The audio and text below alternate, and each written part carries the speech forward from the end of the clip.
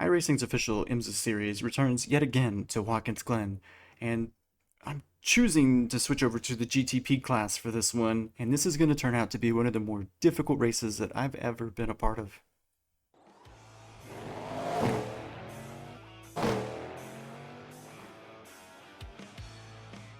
Gotta love that sound of the Cadillac GTP as it fires up and as it flies by.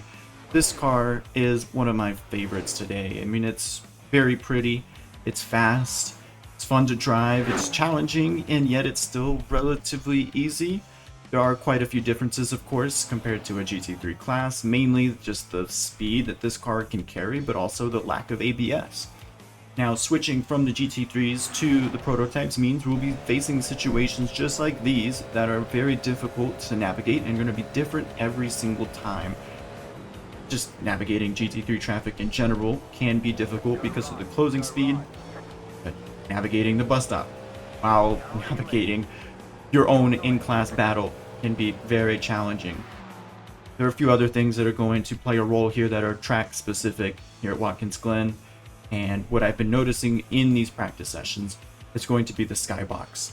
So you'll be able to see very quickly in the span of the same lap where it goes from very dark out to very bright out, and that's going to affect the grip tremendously.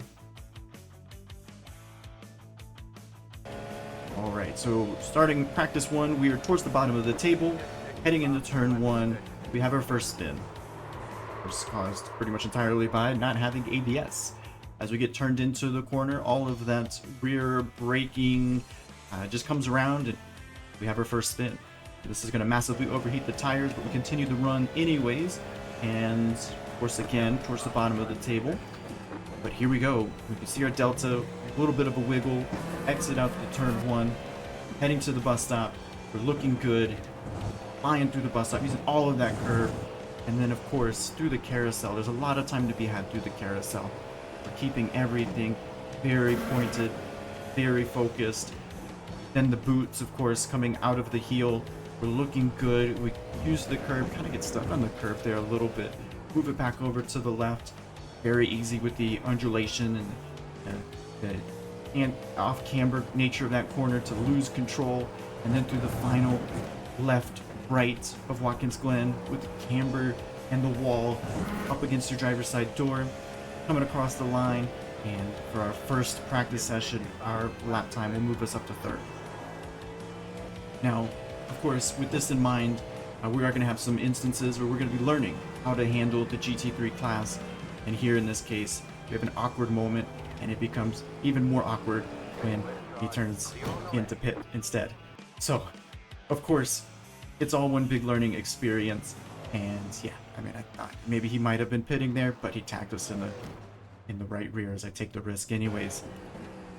Now, of course, in order to finish a good practice session, we must practice a pit stop and get it slowed down, again, without having ABS. And oh my goodness, why is there a pit box right there? Alright, first lap complete. This one is a 32.4, pretty slow.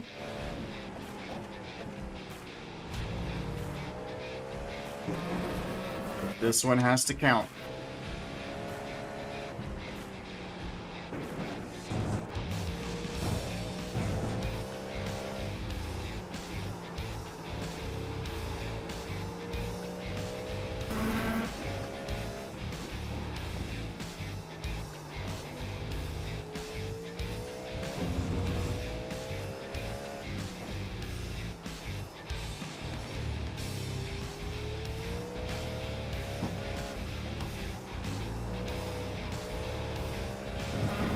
Walk it up to the wall, also kind of nice. This one's gonna be a 31.6.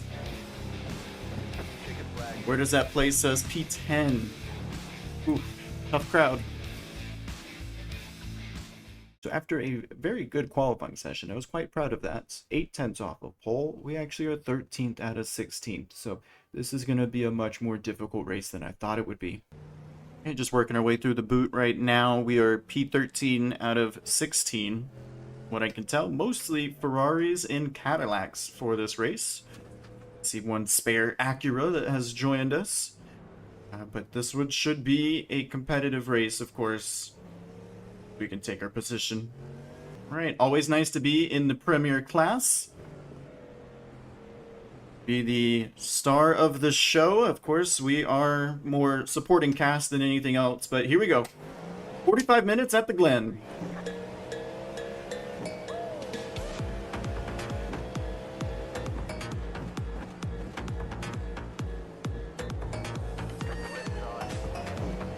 We'll be side by side.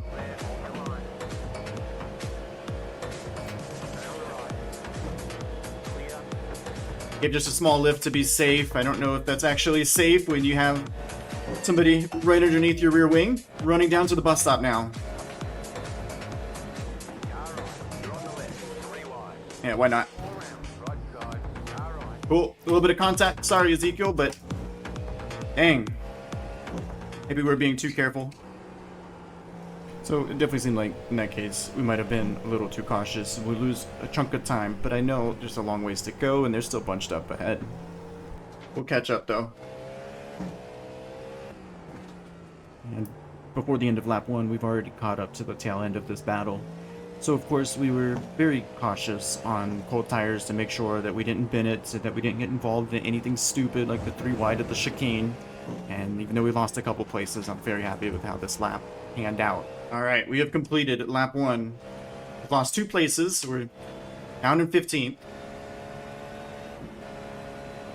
Now, a few laps later, on lap 4, they're still fighting very hard, and this is a battle up there for P12. And I'm starting to notice that, well, I definitely belong in this fight. We are definitely also losing touch to some of the faster cars, that this might be all we're really fighting for. The good news is, though, we've left Ezekiel behind. He's a second behind. We're keeping up with this battle for 12th.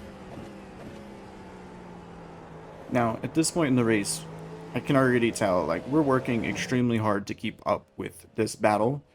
Ultimately, I don't feel that I'm in a position where I can make any overtakes. And, I mean, again, I'm working really hard. And that's not a good sign. So, we're going to continue to give it our all, but now it's lap 7. We've caught the GT3 field, and this is what's really going to play a role in how this race is going to turn out for us. We can get him.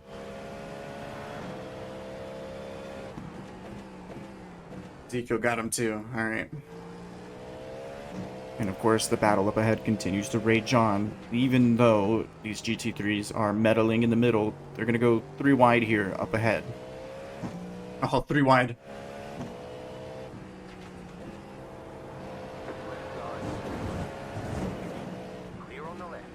That was pretty sketchy, wasn't it? Indeed it was, and it required some cooperation with Will. And here's how traffic can really impact a battle. Oh, poor Ezekiel, he got trapped. It's one of the main features, of course, of Imsa racing and multi-class racing is traffic giving and taking and making an impact in the race.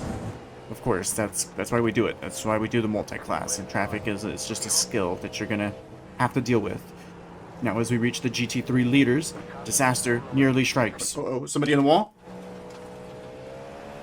Oh no, it's... Damn it. Don't box me in, please, Ezekiel.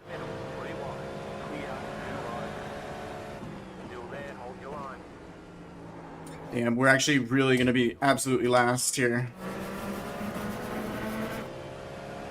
So, of course, we're fighting very hard for what is effectively 14th place at this point. Neither of us want to be in last place. So, caught the traffic at a bad time.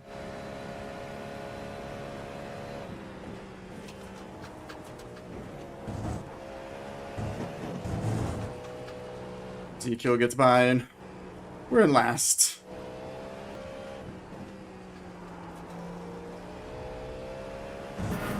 Oh, he's made a mistake. Can we get it back?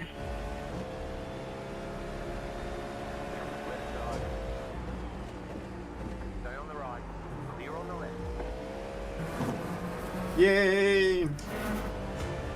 Hopefully he doesn't go for a move into the chicane, but we get to be not in last place again. And Ezekiel does end up backing out and allows us to keep the position for now. So now we just want to see, do we have any forward momentum? Obviously, making that overtake on Ezekiel was huge, but Daniel is a second and a half down the road. Do we have an opportunity to catch him? Let's see. Can't really tell if I'm catching Daniel for right now, but this is the part in the race where we're a little bit spread out and we're just kind of logging laps. No obstructions, no traffic, no anything, but we're in the pit window, so I think as soon as we hit traffic, we might think about coming in. Quite a few cars are coming into pit, so maybe we think next lap we come in just because they're probably catching some traffic. I just can't quite see. Drove it in too deep that time. 20 minutes down, so it is an early pit stop.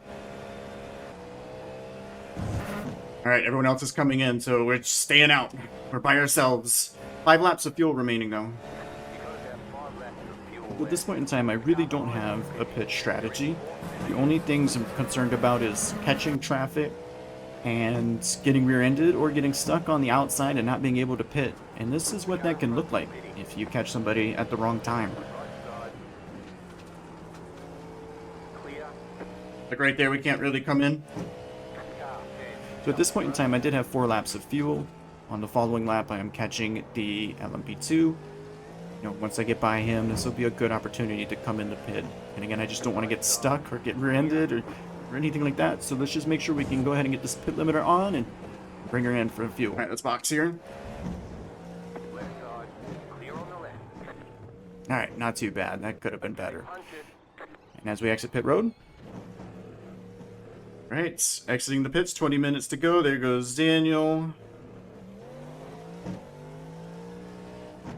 Dang, so we didn't really gain anything on him. We're way ahead of Ezekiel. Now beginning lap 21, disaster does strike in turn 1. Okay. That was... Oh, a slowdown. Come on. Now, I understand that Josh is somewhere to be as well, but I don't really appreciate the contact. At least it wasn't worse. And from that point on, we're still cutting up the traffic. We're getting held up a little bit here and a little bit there, but obviously that wasn't that big of a deal. And I'm noticing, little by little, we're not really catching up to Daniel. We are losing time. But Ezekiel is really catching us, actually. He's putting down personal best lap times as well. Trying to manage the tires. We got about 10 minutes to go. We're giving it everything that she's got. And you can see, again, we're not losing time to Daniel, but Ezekiel is really catching us. What do you think I'm doing? So every lap right now has some amount of traffic that's definitely contributing to our lack of pace. But Ezekiel is just cutting it up. He's just inevitable, it seems. I'm not sure if there's anything that I can do. And again, I'm keeping up with Daniel. What could it be? I just thought of something. Ezekiel must be really fast. He must have taken tires. And this is the only thing that really makes sense to me because he had such a slow pit stop. But here we are. He's a second behind. He's in DRS range. And I'm still catching Daniel. 2 seconds now, the gap to Daniel. Makes it even more important that we catch Daniel. Otherwise, Ezekiel...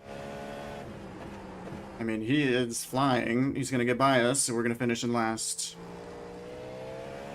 Now with 7 minutes left to go in this one, you're going to find out here why Imsa really is the most exciting form of motorsport. Oh, that's sketchy. Just barely made it fit. I'm not going to fight Ezekiel too hard, because he's just too damn quick. And cutting up traffic with Ezekiel in our rear view mirror is going to be a theme for the rest of this race. Can we hold on? And I need to catch Daniel. Fortunately, we've got Christopher. Kind of on exit, but that didn't hurt us too much. Just a little bit. We'll both get Lenny here. Oh, maybe we're not.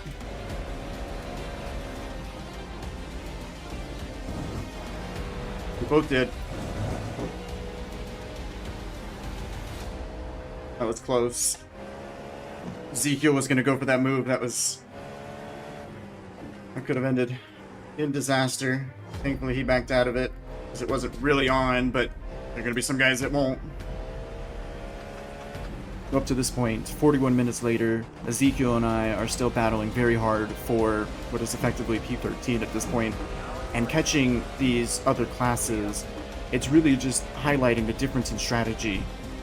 Once they catch up to the back of this LMP2, I just don't have the grip to have that lunge. I shouldn't anyways. He's in the lead. I'm racing for 13th. But you can see here especially. Problem is, my rears are absolutely gone. I'm trying to put the power down. I just don't have the grip or the confidence in the tires. So now that I'm catching Nick into turn 1, I'm trying to use different strategies in order to create a gap. Fortunately, I was trying to use Nick, give me a bit more breathing room between myself and Ezekiel. It didn't work. And now Ezekiel has momentum, he has the slipstream, and of course, there's a GT3 just ahead. Yep, he's there.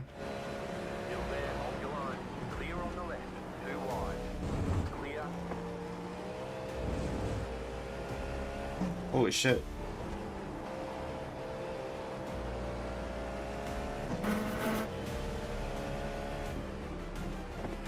Okay.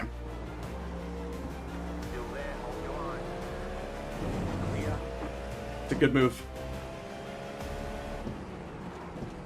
Did I brake too late? Dang. Alright, well, see, Daniel just pulls the gap again. We're not even near him. Oh well. Another look at that move. He puts the right sides onto the grass to make sure that there's enough room. And then, of course, he doesn't kill us into the chicane. Just amazing driving. He still knows that he has the advantage. And as we come out of the carousel, he's got the momentum. And I should have seen this coming. I mean, I kind of did, but he was just very committed. There's nothing I could have done. And now I'm in his mirror for the first time in about 43 minutes. What a race. This was, of course, an excellent battle. But that's kind of the end of it, isn't it? So at this point in time, I mean, there's not much more we could really do. Daniel 4.5 seconds down the road. We lost too much time battling with Ezekiel. Maybe if Ezekiel gets by us quicker, he catches Daniel and holds Daniel up in a fight. But here we are. We're coming to the white flag here, so...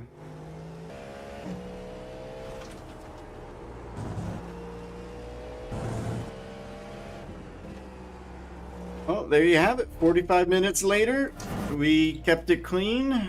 It wasn't for a lack of trying. That's for sure.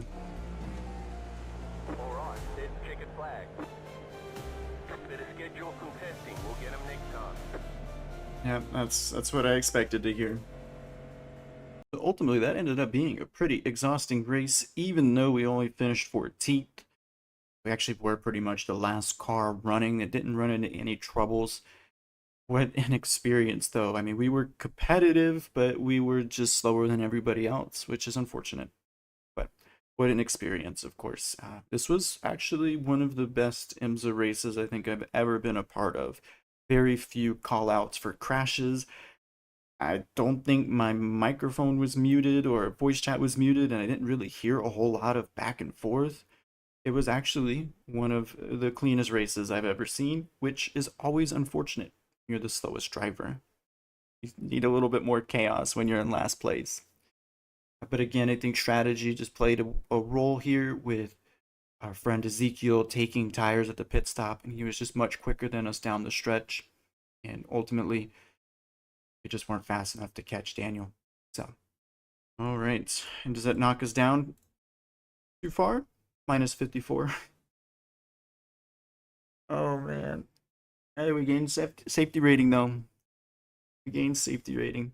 That's all that matters.